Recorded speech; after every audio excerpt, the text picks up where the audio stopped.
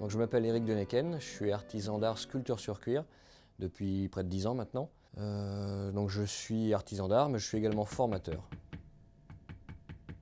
Je travaille le cuir depuis 10 ans et en fait j'ai rencontré le cuir quand j'avais 17-18 ans grâce à ma tante. C'est ce qui m'a permis d'approcher la matière.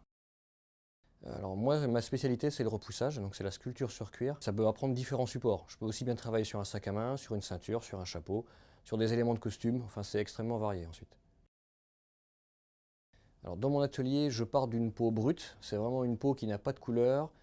Selon la taille dont j'ai besoin, je vais travailler sur ce qu'on appelle des collets ou des croupons. C'est des zones bien spécifiques du bovin. Ma première étape, c'est le patronage. Je vais prendre un carton relativement épais sur lequel je vais dessiner la forme de l'objet que j'ai à créer. Une fois que j'ai ce patron, je vais l'appliquer sur le cuir. Je reporte mon patron et je le découpe.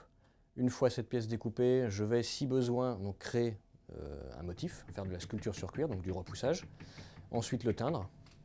Et une fois que j'ai réalisé ma teinture, je vais faire de l'assemblage, donc en général de la couture à la main, ce qu'on appelle le point sellier. C'est une couture où on utilise 2 aiguilles. En fait, à chaque extrémité du fil, on met une aiguille. Les 2 aiguilles passent chacune leur tour dans le trou, ce qui permet à la couture d'être extrêmement résistante, contrairement à la couture machine où chaque fil se tient. Ici, avec la couture à la main, ce n'est pas le cas, donc c'est une couture beaucoup plus solide. Pour réaliser le point sellier, j'utilise ce qu'on appelle une pince à coudre ou pince de sellier. Cette pince me permet de tenir les pièces à coudre dans mes jambes, ce qui me permet de libérer les mains, car j'ai besoin de tenir la laine et les 2 aiguilles. Donc si j'avais encore en plus à tenir les pièces de cuir, ce serait quand même difficile. Donc, voilà, grâce à la pince, on peut tout gérer. Pour le repoussage, j'utilise des maillets en résine, enfin en nylon, qui me permettent de ne pas abîmer les outils et surtout de ne pas provoquer du bruit. Un marteau en métal, métal contre métal, parce que mes matoirs sont en métal, ferait beaucoup de bruit. Donc ça serait finalement très pénible parce que le repoussage, on peut en faire pendant 2 heures.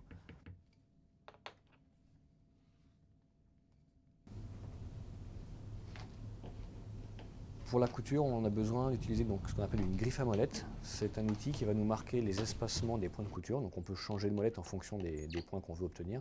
Mais surtout, ça nous donne aussi l'inclinaison pour le perçage, car on perce avec une laine. Et donc cette griffe nous donne l'espacement des points et également l'inclinaison de perçage pour la laine.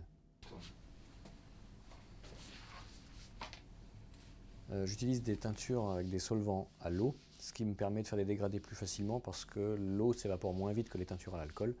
Donc les couleurs se fondent plus facilement les unes dans les autres. Et donc l'une de mes spécialités justement, c'est de réaliser des dégradés. Je travaille un cuir que l'on appelle le cuir végétal parce qu'en fait il est tanné grâce aux tanins qui sont contenus dans les écorces d'arbres, d'où ce nom de végétal.